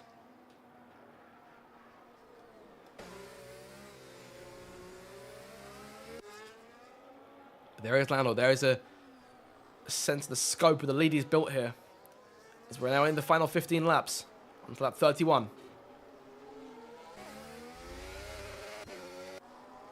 And anything could still happen later on in this thing. You never know. So we won't count our chickens just yet. Not until they hatch. Perhaps later on in this thing when something unravels. Pope, though, has kept his word. He's kept himself close to Grumio here. And could this be a move potentially for position? Grumio's not got a lot of DRS, a lot of battery, but Pope does. Not using a lot of it, but Pope thought for a second there. Try and move to the inside, doesn't do it, stays where he is. But if he can stay close, he should be in with a good shout. And potentially, this could be a fight for the win if Landlord gets a puncture for whatever reason, perhaps. Of course, those medium tyres may not go all the way to the end. We can't guarantee they will. He'll have to be doing about 23 laps and 22 laps to my count. 22, I think we're looking at. So basically the entire second half of the race on these tyres, which could be an ask. The hard tyres should likely be okay. Imri's been on 19 laps, but yeah, struggled in terms of pace for the top 6. Che falling back here from Pope and Grumio. 3.2 the gap now. I think regardless, P4 still a fantastic drive. But we'll lose ground to Land, or rather, Landler will close that gap back in by about 13 points. Which will bring that gap down to just 6. Between the pair of them in the championship. And that's the race for 3rd place. He's come alive since that restart, but Grumio is starting to close the gap a little bit now. 4.7 seconds the gap. Should those mediums take a big fall off, Pope and Grumio will be right there to try and pick up the pieces, as Che, again, is here under pressure from both Websy and AT. And they're particularly down the Kemmel Straight. Pope not as close this time. I should imagine we see him make a move this time round. But Websy might. Former runner-up in the standings back in season 15. Still has it though. Websy making the move to the inside. Can he outbrake Che? It's close, but can't quite do it. Keeps on his tail though. May try another dive into turn 8 as he did with Nimri. Not close enough here. Che pulls away on corner exit. Che did what he needed to do there. And AT just here watching for any slip-ups from either car. Curtis has made another pit stop here onto a set of medium tyres. He's now 25 seconds back from Cotney in P17. Tough day for Curtis so far. I think he'll be open for a second safety car to try and turn it around. Same thing for EJ here. As Alvar again is looking at the last point on offer.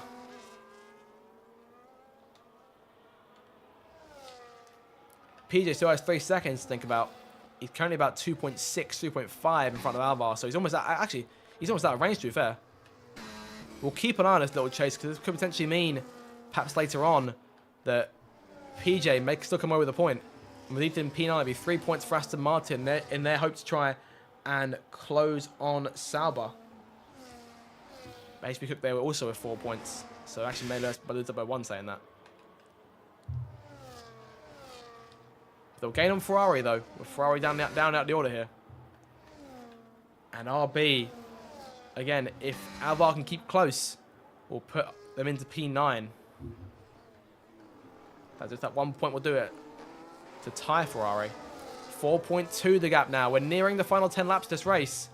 It looks as though Grumio and Pope are starting to reel him in.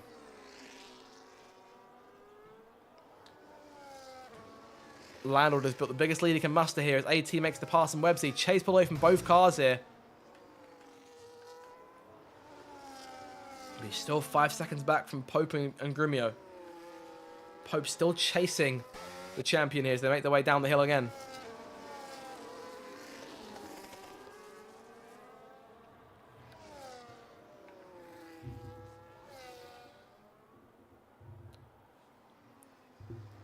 And Landlord just hoping now that those medium tyres hang in there.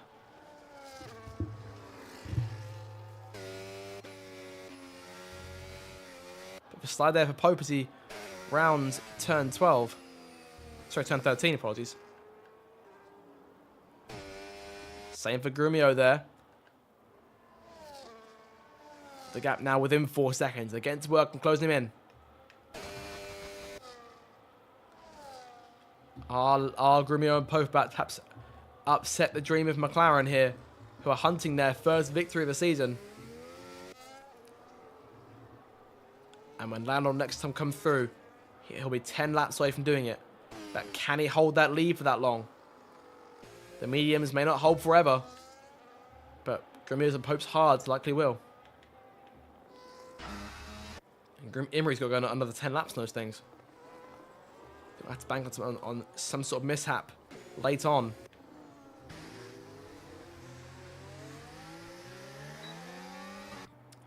And PJ on the verge here of escaping that 3-second penalty gap to Alvar. Maybe still emerge that last point. He's about 2.6 in front.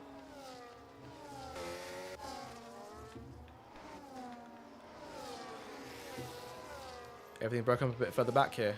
This 3-car train, one of the closest on the circuit.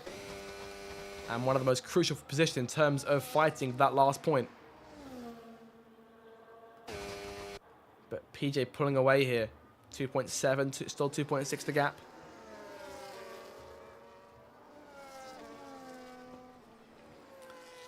So we'll keep an eye out here and see who emerges in terms of that last place come the end of this Grand Prix. Again, we're just over 10 laps in the finish here. Grumio and Pope not getting as much this time round. The gap's 3.6 seconds now. I should imagine we'll be reaching them sort of around, I want to say lap 40, 41 at this rate. Should be the point we see DRS come into play. And from there, it's game on.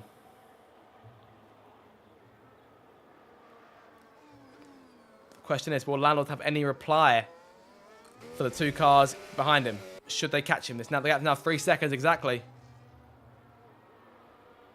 And a lot of time in that last sector. And that could be a concern for Landlord. If he keeps on losing time like that, then those two may catch him a lot sooner than he thinks. So he'd have a lot more laps to think about keeping both cars at bay here. Can he try and save any battery at all to try and keep himself in with a shout? All 3 cars harvesting here. These 3 cars fighting for the win. Pope now out of DRS range, they're saying that. So it might be out of range for Grumio, who's put the burners on and is pulling away 1.4 seconds to season 11 champion. As Grumio again seeks victory number 9 on the season here in season 19 of RDL.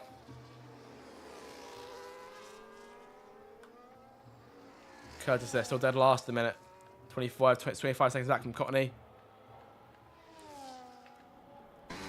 Alvar now around JB. And Grumio penalty. And that will be a big, big help to Landlord.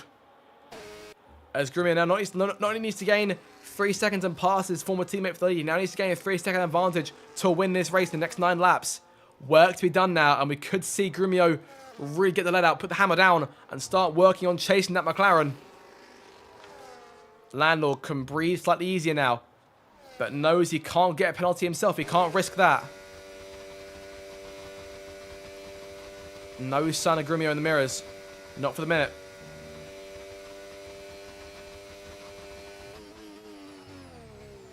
But Landlord needs to keep it clean here as EJ gets the penalty.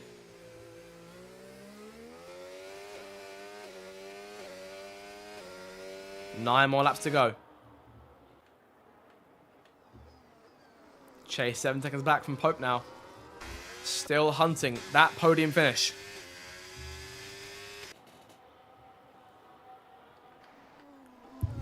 It's going to be an almighty race for the win here. But Pope is falling away from Grumio here. 2 seconds to the gap. Might be set in third. Down the Kemmel straight. Landlord now has Grumio in his mirrors. Grumio's got his rival in his sights. But he'll need to take the lead and then establish an advantage to Landlord to even think about winning this race.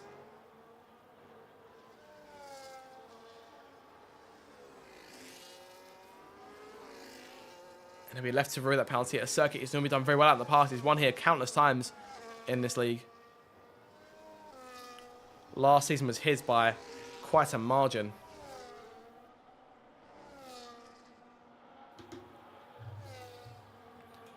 The question now, how much will that penalty impede him in this battle for glory?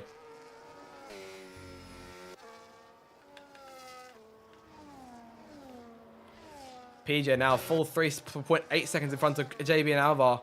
So looks to be safe in P10. Should he maintain that lead? Double points for Aston Martin. Should they hang on? His teammates about 10 seconds up the road here. Ethan fighting with HB Cook, who's both cars have closed on Imri here. So Imri still looking at P9 right now. Tough day for Red Bull. I think tyre strategy perhaps gone wrong for them. Lap 37 now. Grumio, at least that chasing has stagnated slightly in the last lap here. The gap's still 1.9 seconds.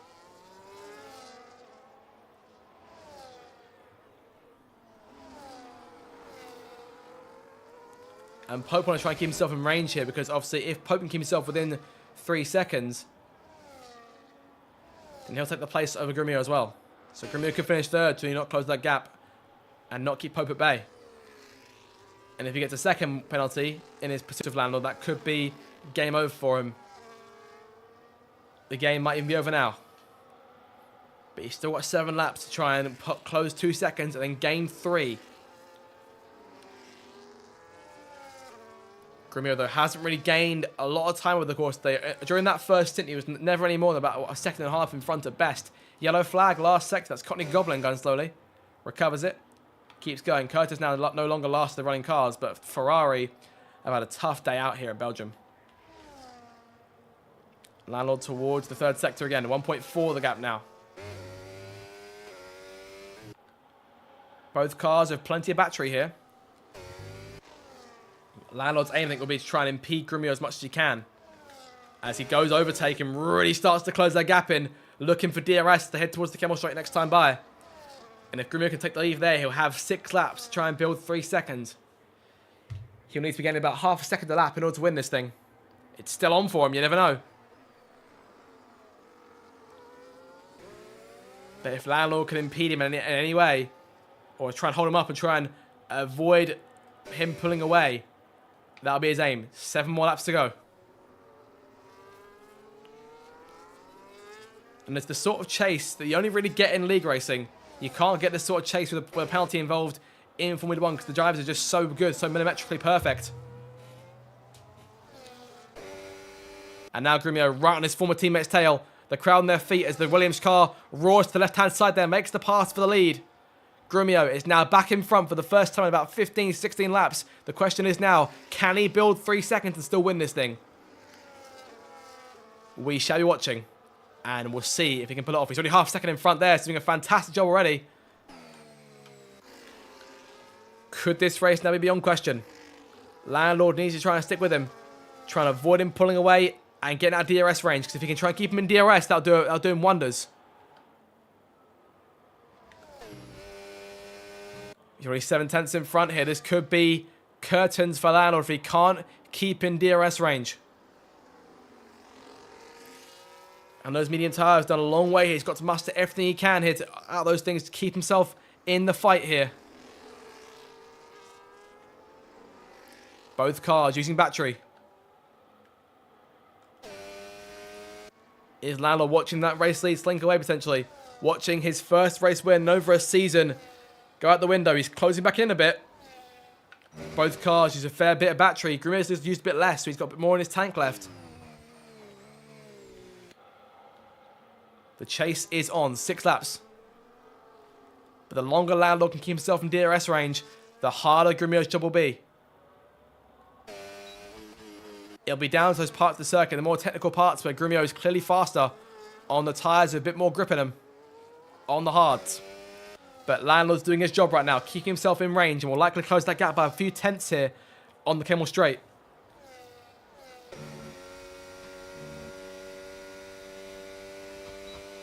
The gap's 8 tenths with DRS now in play. He'll close in a little bit here. Not closing by much. Only getting about a tenth and a half or so. It'll do for now, but how long will that last for? Grumio clearly a lot faster in this second sector compared to Landlord.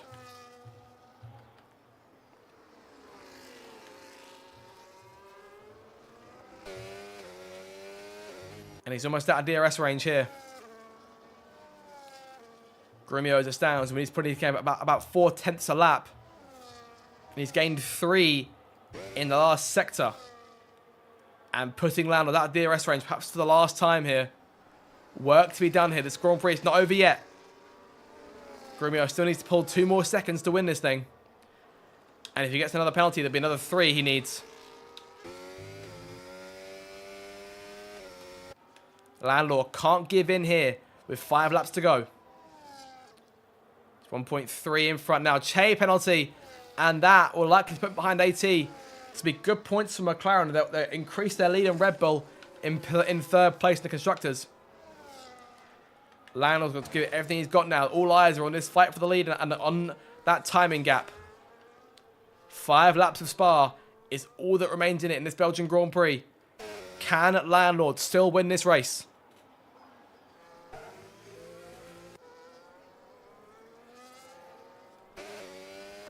He's got to muster all the pace tricks in his repertoire now.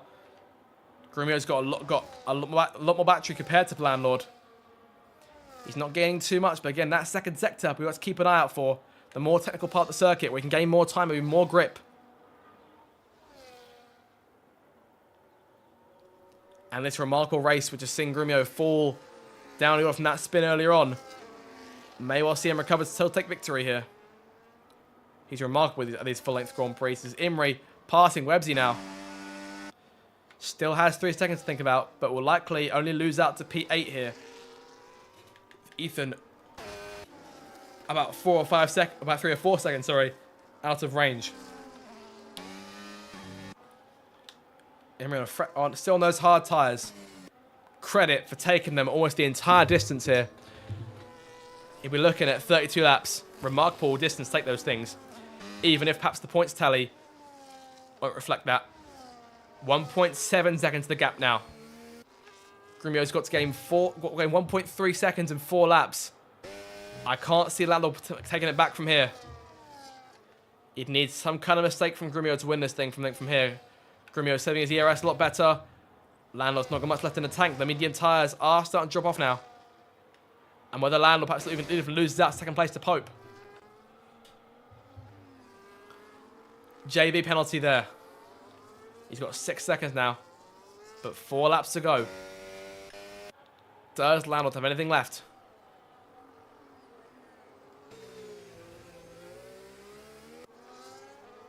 Lost a bit of time there through turn 1. Again, I think Grumio might be saving battery now to try and go full beans on the last lap, as we've seen him do many times before. Pope will be hunting Landlord, trying to take P2 away. Perhaps sensing 18 points on offer. Try and get himself perhaps in front of both cars if he can. Well, saying that, I think Pope will be sat 1 point behind Landlord. Should he pass him? But it'll move him clear of Imri in P5 in the tank. Drop Imri to P6. HP Cook passing Websy. Both cars are now out of Imri's DRS range for the minute. And further back, Alvar 5.2 away from PJ, so not looking like points, unfortunately. And RB will look to remain 1 point behind Ferrari in the Constructors. 2.2 the gap now. 2.3. 2.4, perhaps.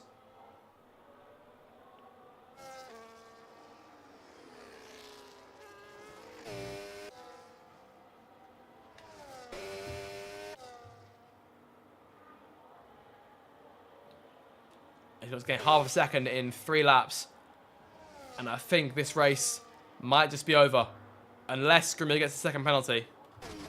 Which appears unlikely. I haven't seen him violate a track too many times since. If at all. 3 laps to go. Landlord's got to give everything he's got here to have any chance. But if not, Pope is there waiting him. Pope is now in DRS range.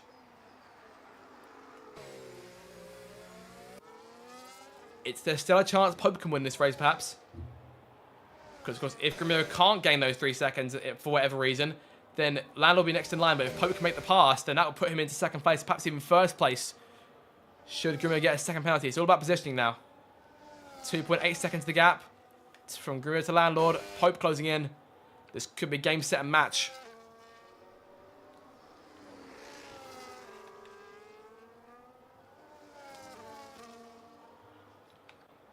And there it is, 3 seconds the gap. Grumio now 2.5 laps away from winning 3/4 of the first half of the season's races. And Lando now needs to think about Pope behind him. But let's keep an eye out, because again, if Grumio pushes himself too hard, gets a second penalty, then that will do it. I should think. He can't gain another 2.5 seconds in that time. Grumio's just keep it in the white lines now and cruise at home. But we know that's not his style. We'll see him likely go for it. We've seen before how Grumio's past, late penalties have been his undoing. Yellow flag in the second sector. Oh! Slow car there. I think that was Alvar. Comes going again. No concern.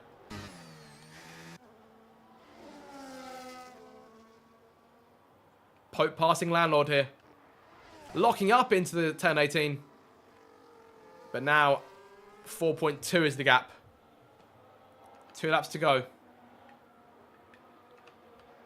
And after all that, this looks to still be Grumio's day.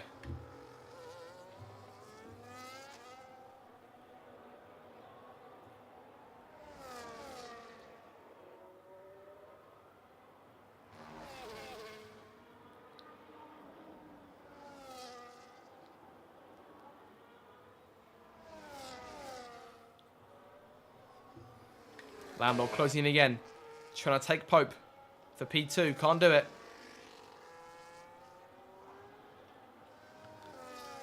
Unbelievably here, after leading for so long on this thing, across the second half of this Grand Prix, Landlord may have to settle for third on the road here. Tough pill to swallow. Especially those at McLaren who are looking to see their driver win the Grand Prix. 25 points go on McLaren's way in this Grand Prix compared to just 8 for Red Bull. Actually, scrap that, make that 6. Because Imrie has that penalty. Webbs has a penalty now himself, so won't lose that spot, but obviously a long way out now. Unless Imrie can gain late on. I mean, he's found a second win on these tyres. It has to be said.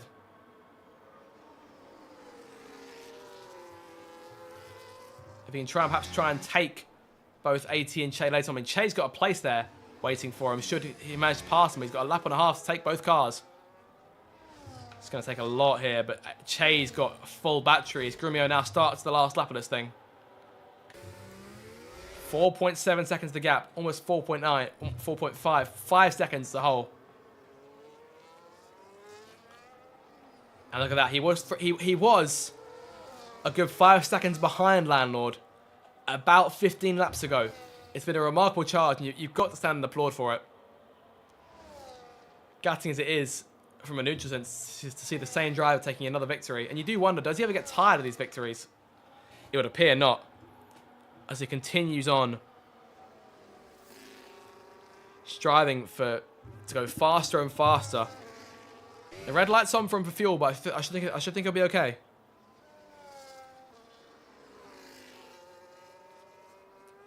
And he's looking again to increase his lead overall in the win list. Looking for career win 124 from his 287th start.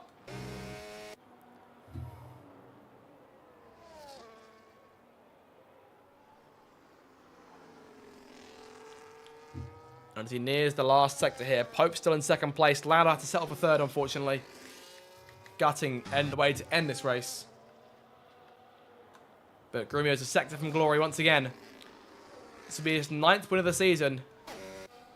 And perhaps the one he's had to work the most for. This has been no Sunday drive, no Monday drive by any means. It's been a real struggle for Grumio today. But as he comes through the last corner, he'll bring that gap back to where it was before Austria. 76 points in the World Championship. Grumio rounds the final corner, and we'll see the checkered flag for the 9th time this season. Salve Grumio then wins the Belgian Grand Prix. Fantastic, fantastic race from him there.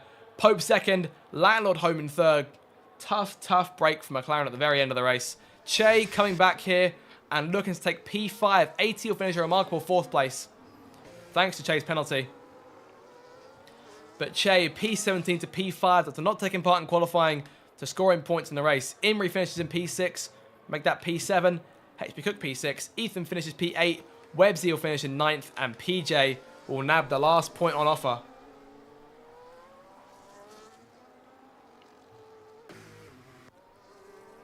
Here comes Aston Martin towards the line now. Ben will finish in P11. On track at least. I should imagine that Alvar will take both places. He'll finish in P11 himself. P12 for Ben. P13 for Ericsson. JB P14. EJ and Curtis come through for P15, P16. So they're saying that. Cottony may give us one last little scrapper in the last lap. Will we see Mercedes and Ferrari tussle as they did in the late 2010s, perhaps? Alvar retires. I mean, he's evidently finished the race, but we know that. But P11 for him.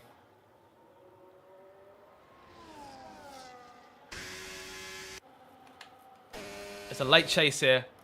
Cottony's got 12 seconds, so we're still finishing P17 regardless. P16 for Curtis as they come towards the line here. Cottony late sitting there, going for it. Deep in the bus stop.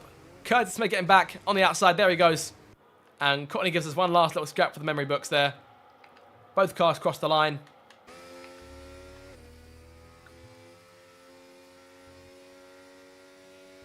And Pope then, 2nd place, but Grumio wins.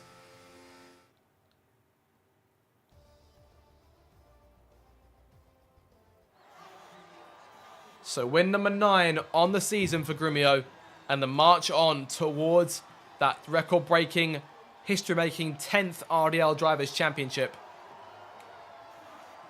continues. Pope in 2nd, Landor 3rd, all champions on the podium. A total of 13 between them. And the celebrations begin here in Belgium.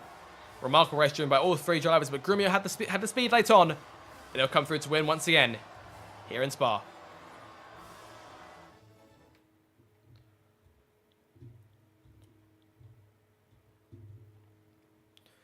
Well, that'll do it then. And whether we get a look at the finishing results, perhaps have to wait and see. But aside from that, of course, post-race interviews will now open up, and we'll see if we can get anyone in for a late chat after what was a very enjoyable Grand Prix, I think, for all.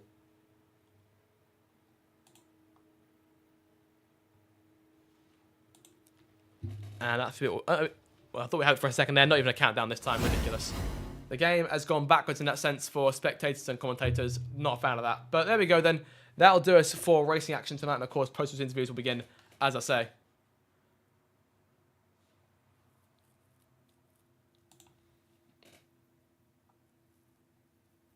I mean, I have to keep an eye out in terms of steward support later in the week, as with that send from Grumio, could that be worth a second? Could that be worth penalty 2 for causing that collision? Have to wait and see. But still, a very enjoyable race by all. Let us know your thoughts down in the chat. I mean, I very much enjoyed it. That's one of the more enjoyable full-length Grand Prix. And by no means a country drive for Grumio at all. Not in the slightest. Compared to certain races this season, it's been that one was very, very enjoyable. That's one of the best all season. Props, of course, go to the charge late on for Grumio in those last 15, 16 laps to come back from 5 seconds behind. We've got Pope in the chat. Pope, of course, comes home in 2nd place. Pope, well done. Could there be a penalty perhaps in line for P1? We never know, but good race for you. Podium in the bag. Talk us through it. Yeah, it's not bad. Obviously P5 had really bad qualifying, but for no practice, I did a couple of time trials during the week and then had nothing on the game over the weekend. So, yeah, I'm really, really happy with that result. I think we went into the race today with a good mentality. kind of taking a step away from the game on the day, I think probably helped. So yeah, P2 is pretty good. I will ask, have you got a fan on there in the background, or is that your Xbox dying? Can I ask? That might be the fan, even though I'm still dripping air in sweat. I'm the same. I'm very warm in here. The PC goes mad when I'm streaming these. But yeah, honestly, I don't know if you actually saw the collision take place between Grimio and Landlord as it happened behind you, or sort of to your right. But do you reckon that could be worth a penalty? Because of course that penalty might give you the win. You never know. I mean, it might. I doubt it, though. I think it was just one of those where I think me and Landlord were just trying to play it cautious, going into the chicane, and Grumio probably just didn't realise. It's up to Landlord if he reports it, and if so, then maybe. But Grumio got off worse, but he's turned on his hacks again because he saw Pope was about to win the race. So, what can you do? Nah, he drove fantastic. Both of them did, and it was a nice race actually today. It was good fun. Very, very fun. Perhaps one of the best all season, I have to say. And that should move you in front of Imri in terms of the championship. So P5 for you in the standings, 1 point back from Landlord. So do you think it can try and close that gap? Because, of course, you guys closed a bit on Che as well today. So P3 could be on the cards this season. Is that a shout? I feel like I should be P3 already, to be honest. I've missed 4 races this season. The first 3, obviously, I was a reserve, and then I was on a leave of absence. So I feel really good. It's quite annoying. I know I'm 20 points down because I finished P5 in the first 2 races. So, yeah, I don't know. I just feel like if I was 20 points ahead now, I'm already P3. So. Well, of course, it's Hungary next time out. Of course, a circuit that you won at not too long ago. Is there a chance for another win there? Yeah. I'm in the confident spirit of I've got 2 P2s in a row now. Austria last week. Belgium this week, going to another one of my favourite tracks. If I could get everything settled down and actually be able to qualify, yeah, I do think race win could be on. Fair enough. I mean, you're looking for that second one this season, and yeah, I mean that whole fight. There's a good groupie that could fight for P3, sorry, in the championship come the end of the race. And I mean, I think you're the first person where I've put them this season the idea of the win next week, and you've said yes, because I've asked Dan and Shay this a few times this season, and both of them have said Grumio's too good. So what's your take on that? He is too good, but at the same time, it's like he was too good when I beat him on the last lap in season 12. He's too good every season. He's too good every season. So sometimes you just have to go in and just keep your head held high and enjoy the races, and I feel like that's what I've been doing this season. And I think it's really shown. I think my driving's probably been the best it's been, and the most competitive it's been since probably season 11. Since back in the title-winning days. And last thing I will ask you, would you be in favour of a petition to ban Grumio if he wins 10 championships? Give me your thoughts. Yes. Yeah. No, instant back. No, Grumio was great, and I think at times you just kind of have to realise, like, we just all need to step up our game a little bit here. He's a former teammate of mine, so I'll never talk bad of him. I just think he's an incredible driver. So being only 1.3 seconds off today, granted he had a penalty, but you have to stay in the track limits. It just gives me that sense of like, yeah, I actually belong fighting at the front. It's always a nice feeling. I have that sort of thing in career mode myself. I wouldn't be able to compete with you guys. I know that for a fact. But that'll do us then in terms of that's all the questions I got for you, and no one else is joining us. So that'll more or less do it. Have you got a word of the race for us? Cause I haven't done that in weeks because I just forgot it. Give us a word. Word of the race. I have not done this in a while. I'm gonna say tiresome, but in a good way. Okay. I was thinking either comeback or vintage, because that was vintage drives from a number of you guys up front. Vintage is actually probably better. I like the word vintage. Vintage, yeah? That'll be the one. Okay, right. Yeah, I think nice. that's a good one. That'll do us then. So that will be the word. And that'll do us for coverage then of the Races Driving League Season 19, Round 12 in Belgium. Of course, next week's race taking place at Hungary on the 1st of September. We're getting to the September month. 5 races in September. So it should be very enjoyable. Make sure to like, share, and subscribe for more future audio content. Have a fantastic evening, and we'll catch you guys next time. Goodbye.